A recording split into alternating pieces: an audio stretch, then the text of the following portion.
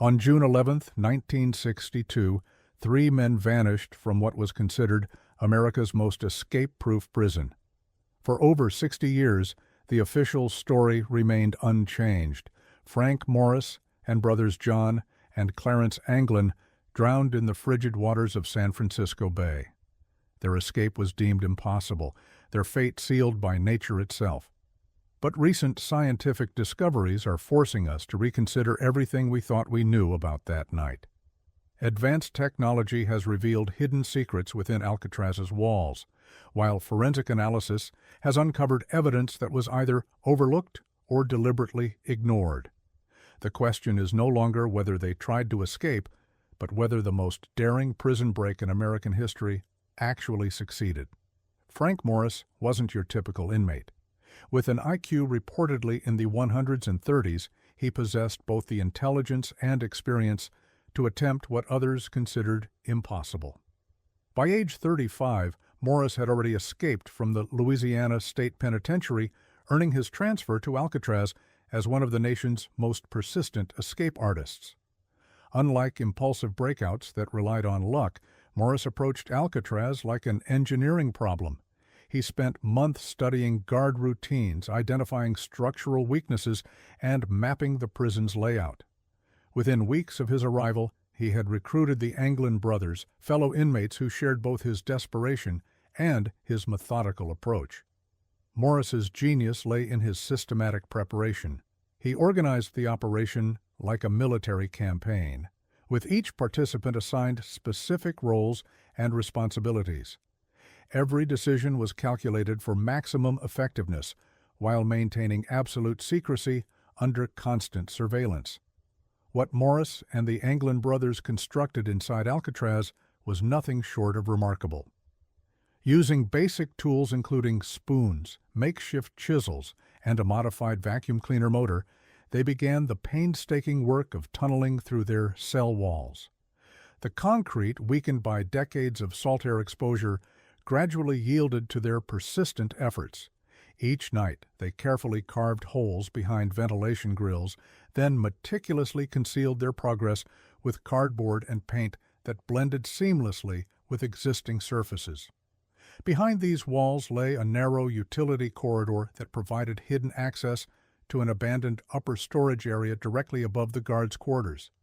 In this forgotten space, they constructed their escape equipment with remarkable ingenuity. Using 50 stolen raincoats, they assembled a 6 by 14-foot inflatable raft, sealing the seams with steam from prison pipes. They crafted crude paddles and life jackets from prison coveralls, consulting library books for design principles. Every item was tested, refined, and carefully hidden until the moment of use. Perhaps the most brilliant aspect of their plan involved dummy heads that bought them crucial time. Understanding that early detection would doom their escape, Morris and the Anglin brothers created decoys so realistic that guards wouldn't notice their absence until morning roll call. These weren't crude approximations. Using soap, concrete dust, toilet paper, and real human hair collected from the prison barbershop, they sculpted lifelike replicas of their own heads. The decoys were positioned to appear natural under dim lighting, exploiting guards' reliance on routine visual checks rather than close inspection. The deception worked perfectly. Guards conducting nighttime bed checks saw what appeared to be sleeping prisoners, allowing the escapees to vanish for hours before their absence was discovered. This psychological manipulation revealed a critical vulnerability in Alcatraz's security procedures and demonstrated the escapees' sophisticated understanding of human behavior. Within days of the escape, physical evidence began washing ashore that contradicted the drowning narrative. Fragments of their homemade raft, wooden paddles, and a carefully preserved plastic-wrapped wallet containing Anglin family photos were discovered near Angel Island and the Marine Headlands. The location of these items was significant. If the raft had failed early in the crossing, debris would likely have been pulled westward into the Pacific Ocean. Instead, the evidence appeared in logical landing zones along their intended route. The wallet, in particular, was deliberately sealed for protection, suggesting intentional preservation rather than panicked abandonment. Despite this compelling physical evidence, authorities maintained their initial conclusion. They argued that the debris proved failure rather than success, claiming the escapees had panicked and discarded their equipment mid-crossing. However, this explanation contradicted both the meticulous nature of their planning and the well-preserved condition of the recovered items. Some investigators privately questioned the official narrative, but their doubts never reached the public. The institutional pressure to maintain Alcatraz's reputation as escape-proof seemingly outweighed the drive for investigative accuracy. For decades, the official narrative rested on a fundamental assumption that the waters surrounding Alcatraz were too cold and treacherous to survive. Authorities claimed that no one could cross the mile-and-a-half distance through San Francisco Bay's frigid, current-ridden waters. Modern oceanographic analysis tells a different story. Using historical data and computer simulations, researchers have determined that if the escapees launched their raft between 11:30 p.m. and midnight, tidal currents would have flowed northeast directly toward Angel Island and the Marin headlands. Rather than fighting against nature, the timing suggests they deliberately exploited favorable conditions. Temperature assessments further support the survival theory. Bay waters typically range from 50 to 55 degrees Fahrenheit, challenging but not impossible to survive with proper flotation devices and preparation. The escapees had fashioned life vests from raincoat materials and likely conditioned themselves for cold water exposure. This evidence is supported by real-world examples. The annual Escape from Alcatraz Triathlon demonstrates that crossing these waters is difficult but achievable with proper preparation.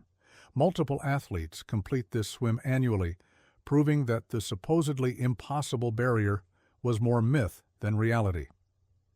In 2025, digital imaging expert Pete Kelsey led a team using advanced 3D LiDAR scanning technology to map Alcatraz Island comprehensively. The results revealed architectural features that had remained hidden for over 60 years, fundamentally changing our understanding of the prison's design. The most significant discovery was a concealed chamber behind a maintenance wall near the cell block, previously undocumented in prison records. Inside, researchers found fragments of stitched raincoat material, rudimentary flotation devices, and concrete surfaces marked with hand-scratched navigation symbols pointing toward Angel Island. This hidden workshop, located directly above the escapees' cells, provided the missing link in understanding how they prepared their equipment without detection. The LiDAR mapping revealed that Alcatraz contained numerous overlooked crawl spaces, blind spots, and interconnecting service tunnels that contradicted its reputation for impenetrable design. Kelsey's discoveries proved that the prison's architecture inadvertently contained the very vulnerabilities that enabled the escape it was designed to prevent. What was once considered myth now had scientific validation. Long after the escape, reports began surfacing of men matching the fugitives' descriptions. The Anglin family received unsigned postcards, mysterious holiday phone calls, and unmarked letters that seemed to reference the brothers' survival. While never explicitly confirming their identities, these communications included details only the brothers would know. The most compelling evidence emerged in the form of a photograph allegedly taken in Brazil during the 1970s, showing two men resembling John and Clarence Anglin. For decades, this image was dismissed as coincidental. However, recent facial recognition analysis revealed statistically significant biometric similarities between the men in the photograph and the Anglin brothers. These scattered pieces of circumstantial evidence, while not conclusive, suggest the possibility that the escapees lived under assumed identities for decades, possibly in South America, successfully evading capture. As those connected to Alcatraz aged, new testimony began emerging. Former inmates, guards, and civilians who had remained silent out of fear or loyalty began speaking in their final years. Their accounts suggested the escape involved more coordination and outside assistance than previously acknowledged. One of the most explosive claims came from a Bay Area boat operator who who alleged he was hired to wait near Angel Island on the night of the escape. Paid in cash and told not to ask questions, he remained silent for decades out of fear of prosecution. His testimony aligns with the escape timeline and tidal data, suggesting a planned rendezvous rather than a desperate swim to shore. These late-life confessions transform the narrative from three men with makeshift tools into a potentially larger conspiracy involving calculated silence and outside assistance. While not corroborated by written records, their consistency and timing lend significant credence to a more complex scenario. The swift, confident federal response to the escape raises questions about investigative thoroughness versus reputation management. Within hours of discovering the missing prisoners, authorities began asserting that the men had drowned, seemingly reaching conclusions before conducting comprehensive investigations. Alcatraz represented more than a prison. It symbolized federal authority and absolute control. Admitting that three inmates had outsmarted its security would have severely undermined public confidence in the entire correctional system. Some former officials later acknowledged unspoken pressure to avoid suggesting any institutional vulnerability. This unwillingness to consider alternative explanations or acknowledge contradictory evidence has eroded the credibility of the official account over time. Modern technology and independent research have exposed previously hidden evidence, raising questions about whether the drowning narrative was based on fact or institutional necessity. Today, Alcatraz's cultural significance has evolved from a symbol of inescapable confinement to a testament of human ingenuity challenging institutional power. The escape reminds us that even the most secure systems remain vulnerable to creativity, patience, and methodical planning. Visitors now experience Alcatraz not as ruins of absolute authority, but as a crime scene where evidence continues emerging. Tour guides discuss the ingenuity required to exploit the prison's hidden vulnerabilities, while documentaries and academic studies incorporate theories once dismissed as fringe speculation. The transformation reflects broader cultural shifts toward questioning institutional narratives and demanding transparency. As historian Paul Robinson observed, when the official version of a story depends on denying observable evidence, it says more about the system than the event.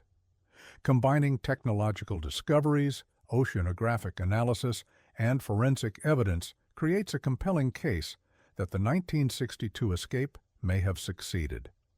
The hidden workshop spaces, favorable tidal conditions, and sophisticated preparation suggest these men possessed both the intelligence and resources necessary for success.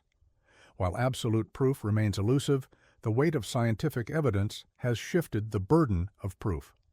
Rather than asking whether they could have survived, we should ask whether authorities provided adequate investigation or simply chose the most convenient narrative. The Alcatraz escape endures not just as a historical event, but as a powerful reminder that human determination can overcome seemingly impossible odds. Whether Frank Morris and the Anglin brothers died in San Francisco Bay or lived free under assumed identities, their legacy challenges us to question authority, seek truth, and never underestimate the power of the human spirit to achieve the impossible. After 60 years, the mystery continues, but the evidence increasingly suggests that America's most famous prison break may have been America's most successful escape.